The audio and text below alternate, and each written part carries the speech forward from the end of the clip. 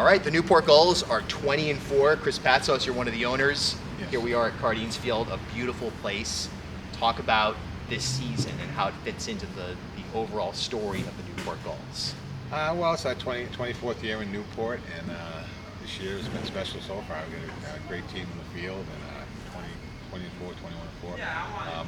Great record. The kids are outstanding. We just had a big cookout yesterday at Campanaris for everybody, host families, players' families. Had about 180 people there. Lobster steak. It was a great time for everybody. So that's kind of the midpoint of our season. Now we got to roll for the next 3 or 4 weeks and finish this thing off. So. It's interesting, this league, because it really goes back to what independent baseball, amateur baseball, even really semi-pro baseball is all about. Family-friendly, accessible, affordable, memorable, and you're in a facility like this that, when you think about McCoy, for example, and all that's going on there, now we're seconds away, it seems, from being torn down.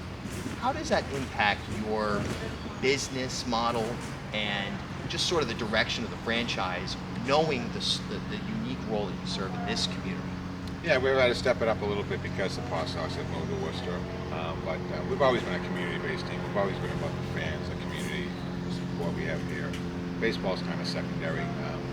We really came into the community with the New Expanse Idella back in 2000 based on the community's needs for family entertainment, affordable, quality, local entertainment, rather than the arcade. Once you have the arcade of the beaches, there's not much after that. So we really felt New Expanse Idella approached us about this, Jeff and I, that this was definitely the right thing for the community. And it's worked out great. And the Patsos gone, it's even further enhanced our opportunity to get baseball up into Rhode Island. And we've basically sold out every night since that happened.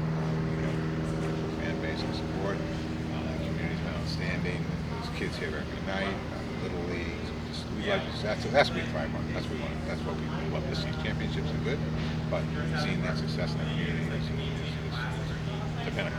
Yeah, no, it makes sense. And even just before we started here, the Red Sox Foundation was on the field. They had a group of kids. It seemed like there was some kind of camp going on. Just so great to see kids on a ball field learning from not only the Red Sox Foundation, but your players. Talk about that community connection that the players bring. Obviously, they stay with families, but they're here on the ground doing really incredible work when you think about it. Oh yeah, hey, our kids, they never say no.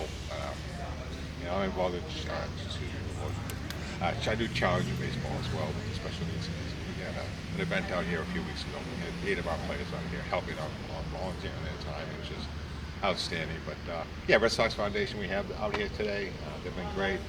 Tyler and the Red Sox Foundation up in Boston, partnered with them about 5 years ago. Just started out just on a small scale. What can we do to help you guys? They came down, and now we have a full-scale clinic. It's unbelievable with their response and the feedback we get and the support we have from them, and we really enhance what we do with them. We go up to Boston a couple times a year to visit them, and they're super supportive, and it helps get the word out about baseball and family entertainment. It's $1 for kids, $2 for adults. So it's a great thing. Plus a veterans discount. Yeah, $2 for veterans. And honestly, we give out so many tickets around town. It's because we want people to come and enjoy it. We have enough sponsors to support what we do. We don't need to get every last dollar from this team. So we want people to come in and have a great time and talk to their friends about it. Just come in for a few innings. You don't come all 9 innings, but come for a few innings, pop in, and you'll really enjoy it. It's a great experience. And our kids love it. They're lucky to play here. The draft is coming up this weekend. We have about 6 or 7 kids looking to get drafted. They're all excited. We had the cookout yesterday, and I'm leaving the cookout, and I go by my house, and 2 of the kids are in the batting cage. They're hitting, on their day off, just because they're so motivated, and their goal is to get into the big league. So great to see. Yeah, there's a lot of passion. Obviously, you're displaying it both, and it's sort of in both spaces. One, obviously, the baseball itself. You can see the kids that are on their day off in the batting cage, and that's what it takes, of course, to get to not only the major leagues, but any advanced, even here, to play in this league.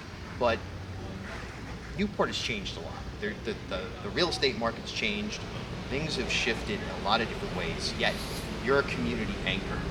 Talk about that role as Newport shifts. There are less and less things that people can point to and say, yeah, that's our town. The Gulls are this town. What does that mean to you? Yeah, that's a great point. Great point. Newport's a demographic. Yeah, it's really in the last, we've had it 23 years. In the last 6 or 7 years, especially, it's really this town is it's just almost like Nantucket. It's really changing the dynamic and landscape. So for families and kids in the community, we don't want to lose that connection. So we actually have two local kids playing with us this year, two kids from Middletown, Caleb Lees and Ryan Andrade. They go to Maine and Pitt, respectively. But they played Babe Ruth here. They played Legion for me. They were in college now. They're playing for the Gulls. They were running the bases when they were 8 years old here.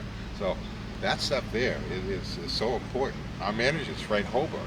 Frank was a host family. Frank was a bat boy.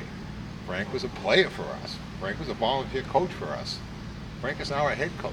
So that stuff there, that resonates 20-fold over anything that we do on the field as far as championships and wins and losses. As you say, well, our record, I don't know what our record is. Yeah. I just know we've won a bunch of games and we're playing well and we're having fun.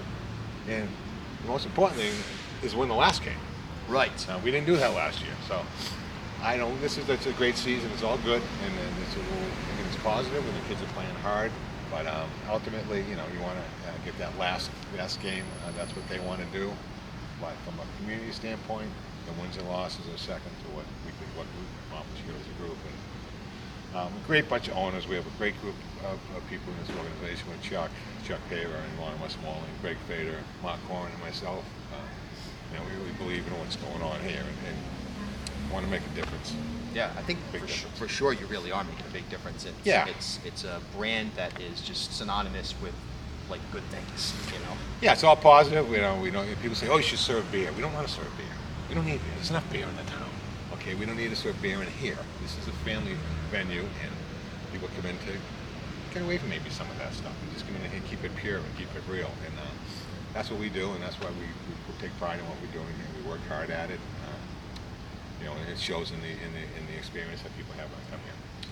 Last question: the facility we're in right now, Cardine's Field. Boy, we kind of alluded to it, but even in major league ballparks right now, there's a cookie cutter nature to it. There's sort of a loss of the antiquity. There's a loss of the unique characteristic, other than the man-made, like let's make the right field line shallow so we can get more home runs or whatever it is. Sure. This is a special ballpark.